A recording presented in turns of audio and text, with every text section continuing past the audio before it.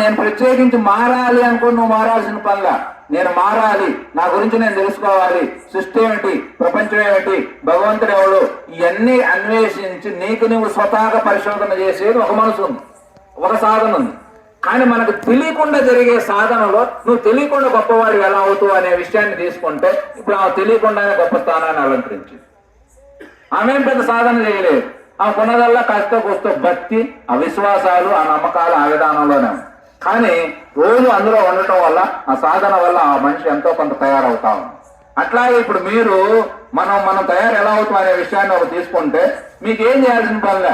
4 రోజులు బొట్లు పెట్టుకొని రామకృష్ణ ప్రభు గారు అమ్మట్టు నిలబడండి. బొట్టు పెట్టుకొని నిలబడండి. పక్కనోడు చూసారు బొట్టు పెట్టినవే అంటారు ఫస్ట్. కానీ మనకి వయసు పిల్లలం కదా, కాస్త బిడియగా, సిగ్గుగా, కాస్త భయంగా ఉంటుంది. 4 రోజులు పెట్టుకొని అలవాటు అవుతా ఉంటుంది. అలా అలవాటు అయిపోయిన తర్వాతే చాలా మంది చూసి దానికి తగ్గట్టు మరి బొట్టు పెట్టుకున్న తర్వాత ఏం చేయాలి? బొట్టు పెట్టుకున్న ఆయన పోయి ఎక్కడన్నా మందు షాప్ దగ్గర నిలబడ్డాడు అనుకోండి, ఏంటి నువ్వు ఎక్కడ నిలబడ్డు అని లోకం ఎవరో ఒకరి ద్వారా అడుగుతుంటది. అంటే బొట్టు పెట్టుకున్నటువంటి వ్యక్తి, ఇలా హరే కృష్ణ మంత్రం చదివేటువంటి వ్యక్తి ఈ గాంధీ షాప్ కాడ మనం ఉండకూడదు నీకు తెలిసి, ఇక నువ్వు దాని దగ్గరికి పో. ఇంకొక రోజు ఏదో మాంసం సంచి పెట్టుకొని ఇట్లాంటి చికెన్ పెట్టుకొని నిలబడ్డు. ఇదేంటంటే మీరు పరమ సాత్వికులైతే జీవహింస ఎట్లా చేస్తున్నారు?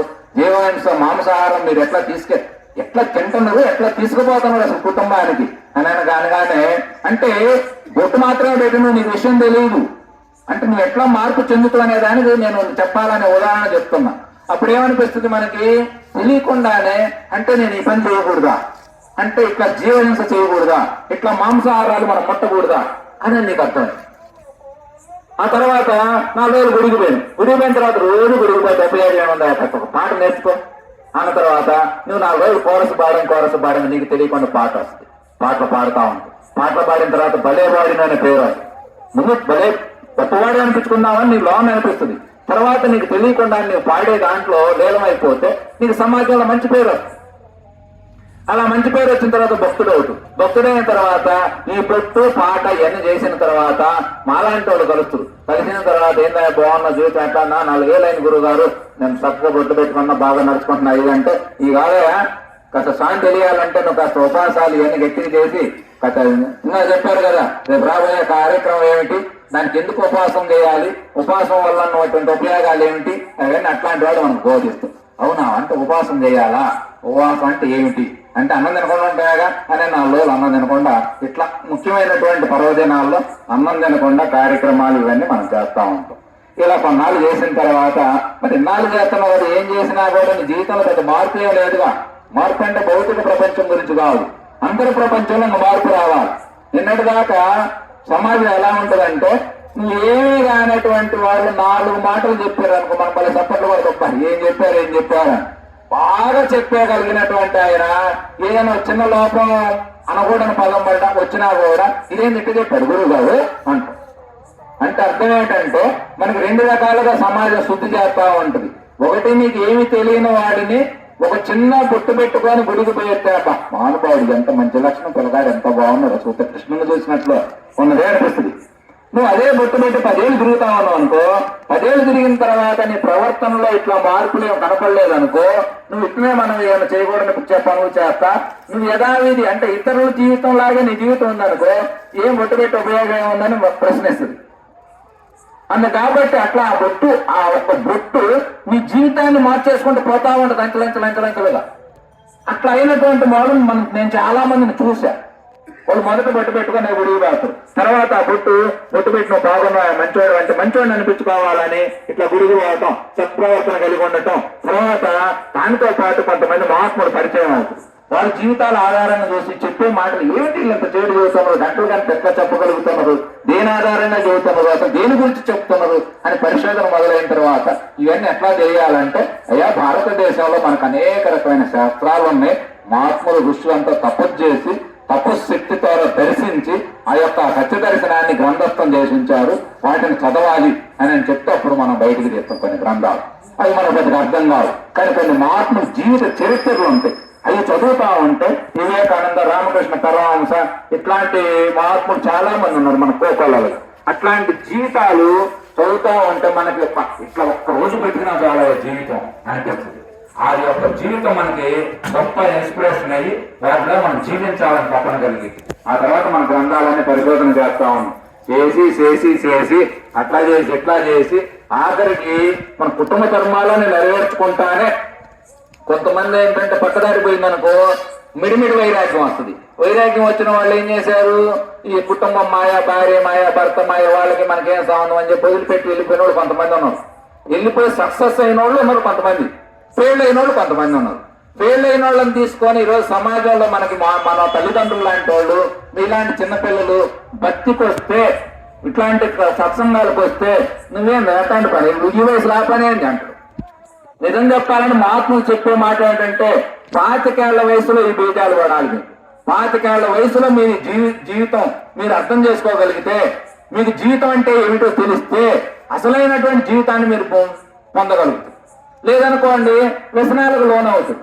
జీవితం ఏముంది తెలియకుండానే గడిచిపోతా ఉంది. అప్పుడే మనం పుట్టే 5 ఏళ్ళు అయింది అనిపిస్తుంది. ఇక నువ్వు 10 ఏళ్ళు 15 ఏళ్ళు అదే ఆయన కరుణ ఉంటే ఉంటాం, లేకపోతే ఎప్పుడు మన టికెట్ వద్ద ఎప్పుడు వద్దో తెలియదు, వచ్చింది తెలియదు, పోయింది తెలియదు. కాబట్టి మహాత్ములు చెప్పే మాట ఏంటంటే, నిన్ను నువ్వు పూర్తిగా ఎదగాలంటే నువ్వు భక్తుడుగా మారాలి, జ్ఞానాన్ని పొందాలి, మళ్ళీ సమాజానికి సత్కర్మలు నీవు అందించాలి అని చెప్పి మనకి ఇట్లా భక్తి కథ అనేది అలా మారుస్తా ఉంటది. ఇలా భక్తుడు తయారవుతా ఉంటుంది. ఏది నువ్వు బొట్టు పెడితే అంత అయ్యను.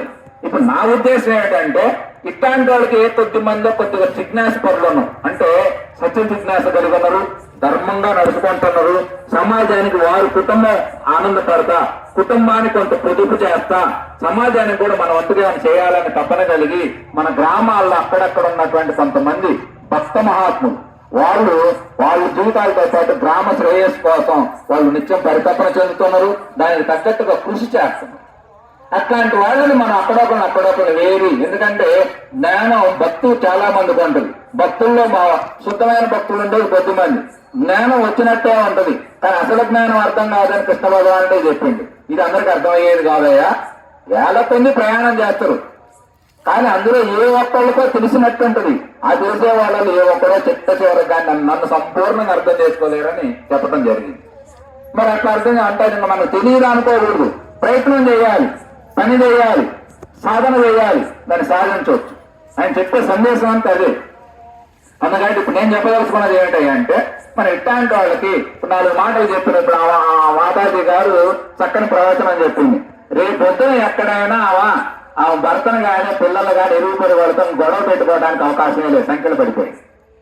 వాళ్ళు ఏమన్నా నమస్కారం అయ్యా, నమశివాయ అంతే, 2వ మాట అనాది కాదు.